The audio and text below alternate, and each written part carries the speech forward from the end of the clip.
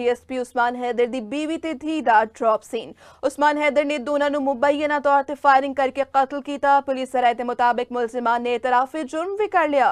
DSP Usman Haider ने दोनों दे अगवा होने दी FIR थाना बरकी विच दर्ज कराई। पुलिस ने धी दी लाश कहना ते बीवी दी लाश शेखुपुरा तो बरामद की। तुहानूं अपडेट कर रहे हैं कि डीएसपी उस्मान हैदर दी बीवी दी दा ड्रॉप सीन। उस्मान हैदर ने दोनों मुबैना तौर पर फायरिंग करके कत्ल किया। इस हवाले तो मज़ीद तफसीलात जानिया नुमाइंदा सन न्यूज़ मलिक मुश्ताक साडे नाल मौजूद ने। जी मलिक मुश्ताक, मामला की है? जी बिल्कुल, पहले भी जैसा कि सन न्यूज़ ने साडे चैनल ने साडे टीवी ने पहले भी दस्सिया सी कि डीएसपी उस्मान हैदर वालों अपनी बीवी ते बेटी दे अगवा की एक FIR दर्ज करवाई गई सी ते उदों ही इन्वेस्टिगेशन शुरू हो गई सी ते हुण डीएसपी उस्मान हैदर दी बीवी ते बेटी दे अगवा दा जिहड़ा भी ड्रॉप सीन हो चुका है। पुलिस ने डीएसपी उस्मान हैदर नूं गिरफ्तार कर लिया ते गिरफ्तारी तो बाद उस्मान हैदर ने इकबाले जुर्म भी कर लिया। तो उस्मान हैदर ने पुलिस दस्सिया कि मैं अपनी पुलिस नूं खुद ही उन्हें दस दिता कि मैं अपनी बीवी ते बेटी नूं मुबैना तौर पर फायरिंग करके कतल किया है। चूंकि इकबाल जुर्म तो बाद पुलिस ने फौरी तौर पर उस जगह ते जाके ओदी बेटी दी लाश काना ते ओदी बीवी दी लाश नूं शेखुपुरियों बरामद कर लिया।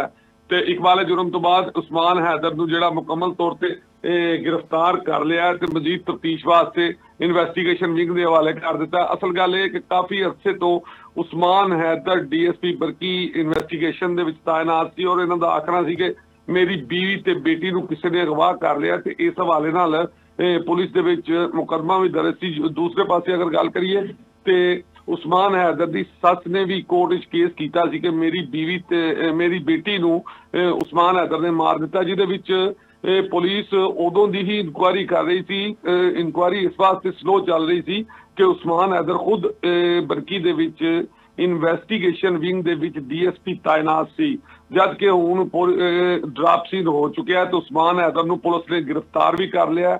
बल्कि यह कह सकते हो कि हाजिर ड्यूटी DSP नूं पुलिस ने गिरफ्तार भी कर लिया ते उन्हें इकबाले जुर्म भी कर लिया ते दोवां ओदी बीवी ते बेटी दीयां लाशां भी पुलिस नूं मिल गई ने। जी लाशां भी पुलिस नूं मिल गई ने। बहुत शुक्रिया मलिक मुश्ताक तफसीलात तो आगा करे सन।